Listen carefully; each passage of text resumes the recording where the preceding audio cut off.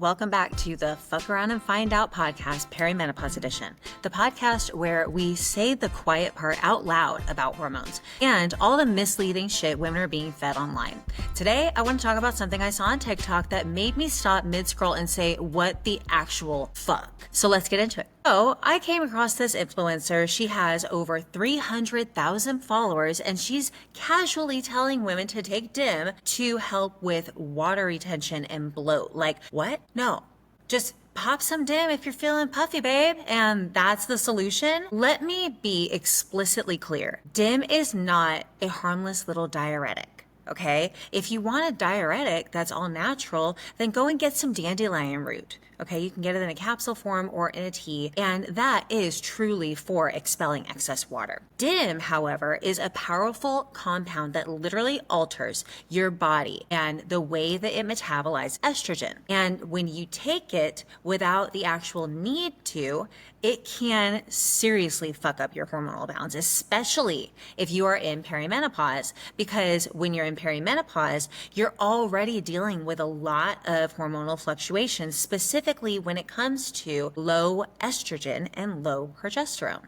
So let's just break it down a little bit. DIM stands for, honestly, a word that I cannot pronounce, Dimethylene, I think it is dindamethylene, which is basically a compound that's found in cruciferous vegetables like broccoli and cauliflower. So when you take it as a supplement, it actually helps support your estrogen metabolism, specifically pushing your body to favor the cleaner and safer estrogen pathways. And it sounds like a good thing. Right?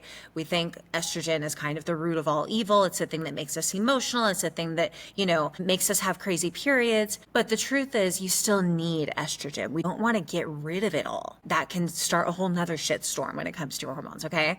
So basically, if your estrogen levels are already low, which like I said, is very common in perimenopause, DIM can make things worse by clearing out even more estrogen than your body needs to function properly. So before you go to take a supplement like DIM, it's really, really important to ask yourself, do I have the signs of estrogen dominance? And if you're not aware, here are the most common ones: heavy, painful periods, breast tenderness, intense PMS and or mood swings, chronic water retention and bloating, weight gain in the hips and thighs specifically, trouble sleeping or staying asleep, a history of fibroids or endometriosis. That is really, really key here. And even then, it's not just about the symptoms. You still need lab work to uncover what is really going on, because symptoms like bloat and fatigue can show up both in signs of high estrogen and low estrogen, okay? And guess what? DIM helps reduce estrogen, like I said before. So if you're low and you take DIM, you're gonna feel worse. So let's talk about the time that I actually did this to myself on accident. So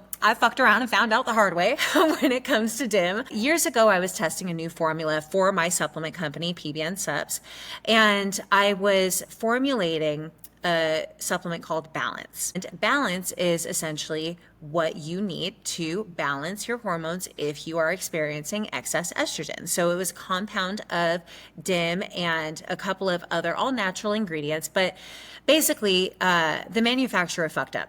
And he doubled the dosage of DIM in this supplement, and I didn't know. And so, of course, I tested every single supplement myself before I rolled it out to the general public. And when I was testing this formula, because I didn't know that he had doubled the amount of DIM, over the course of 8 weeks, I gained 15 pounds out of nowhere. Okay. Now, you better believe your girl knows if she is tracking her macros properly, if I am working out properly. Like, this 15-pound weight gain was not due to lack of consistency or adherence, okay? I also noticed that I was breaking out with cystic acne around my chin and my jawline.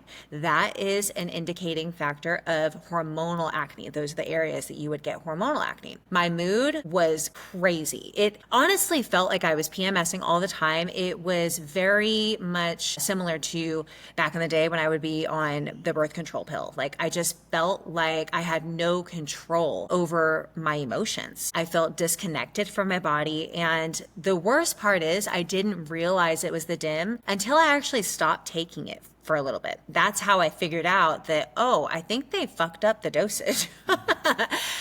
So thankfully, I am aware of all of these signs, because had this not have been something that I am so educated with, I probably wouldn't have just gained the 15 pounds in 8 weeks. I probably would have spiraled for a longer period of time. And that is really the state that a lot of women come to us in, because they're piecing together free information like what I just saw on fucking TikTok. Okay. So that's how powerful this stuff can be. It's not safe to say that just because it's all natural and over the counter that you can just take it all willy-nilly. Okay. All natural supplements, over the counter supplements, if not taken with care, can fuck you up. And for me, it took months to recover from that. So you really don't want to allow your hormones to get into an unhealthy place if you can help it, because it takes a long time to heal your hormones naturally. So if you have clear symptoms of estrogen dominance and you've confirmed this with your lab work that shows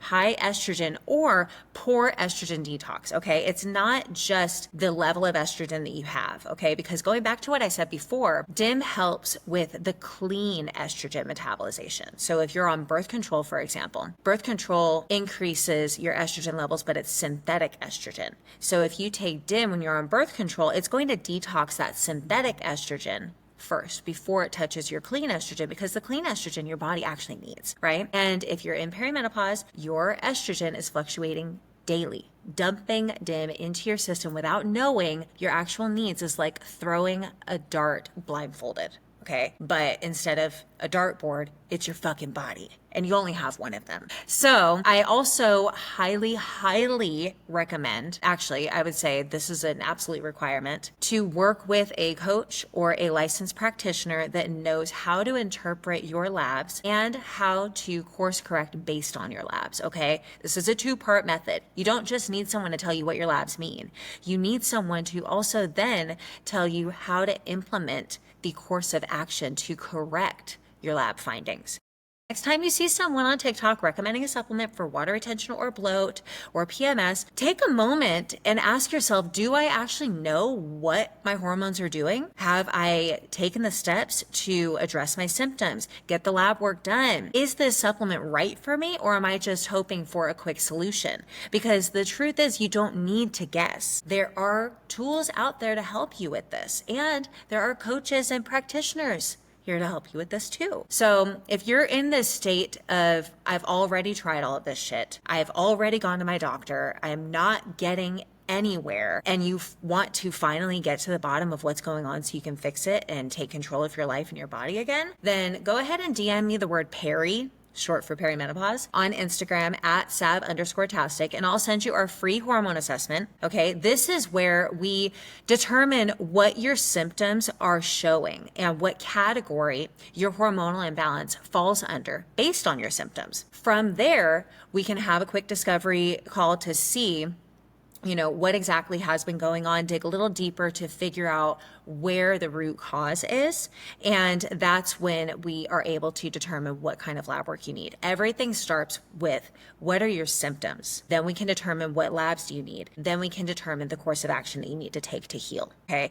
In that order and in that order only, because throwing shit at the wall could actually be damaging your health even further. We don't have a lot of time to waste anymore fucking around. That's the reason that I called this podcast Fuck Around and Find Out, because if you do, you will find out how horrible it can be if you don't manage your hormonal health properly. So on that note, thank you so much for joining me once again.